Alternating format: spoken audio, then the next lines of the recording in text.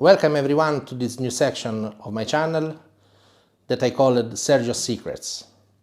Yes, I'm going to tell you my secrets.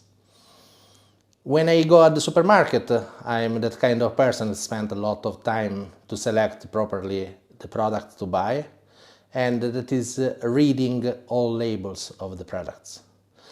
You can find this crazy, but probably having that basic knowledge that I'm going to share with you, maybe you can benefit of these small secrets. Just to put in the picture, my parents live in Sicily, and every year in summer they prepare the tomato sauce for all the year. So they prepare the stock of the tomato sauce. That tomato sauce is amazing, and they make with ripe tomatoes. When I go to visit them, sometimes they give me some bottles of that tomato sauce. That is wow. Today I'm going to speak about the Passata di Pomodoro, or tomato puree, something like this. I'm covering the brand by purpose. And I want to tell you how to choose which one to buy. When you arrive at the supermarket, you have a large selection, and sometimes you can get confused. Sometimes you look for the cheapest one. Well, if you are on a budget, you could look for that. But the interesting part is to check which are the ingredients inside. So, if I have to pick a passata or tomato puree, I'm expecting one ingredient: tomatoes. In Italian it's pomodori. That's it. I'm not expecting much more than this. Well, sometimes you find tomatoes and salt. Okay, till salt is okay. But other times you will find in the labels that there are other ingredients. For example, citric acid. Why they are putting there? So let us clarify this part. According to the Italian law, in order to sell a tomato sauce, or in this case we are talking about passata di pomodoro, the pH of the product should be less than 4.5. That is according to the law. Now, according to my knowledge, when you take ripe tomatoes, their pH usually is way less than 4.5.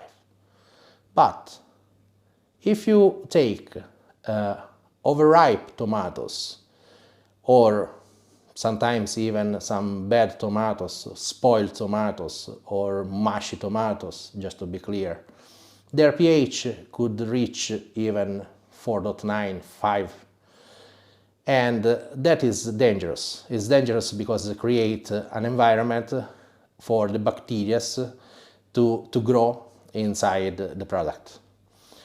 Now, a lot of companies, what they are doing is, in order to reduce that pH, they add this citric acid. The citric acid is reducing the pH, and they can sell the product. But as I told you, my feeling is that in that case, the tomatoes the quality of the tomatoes that they used was not that good. Because if the tomatoes were ripe tomatoes, it was not needed to add that citric acid. So what I'm doing when I go to the supermarket, I start reading the labels on the back, and when I find this citric acid, sometimes even with the code that is E330, I avoid to buy that product. That is my secrets. Hopefully it will help you. One more secret is this. Sometimes when cooking the tomato sauce, people add sugar. And when you ask why they add sugar, they say that is to remove the acid from the tomatoes. In reality, the acidity or the pH is not affected by that sugar. So what you are doing is only to change the taste. You're making it sweeter, the taste. The pH will remain the same.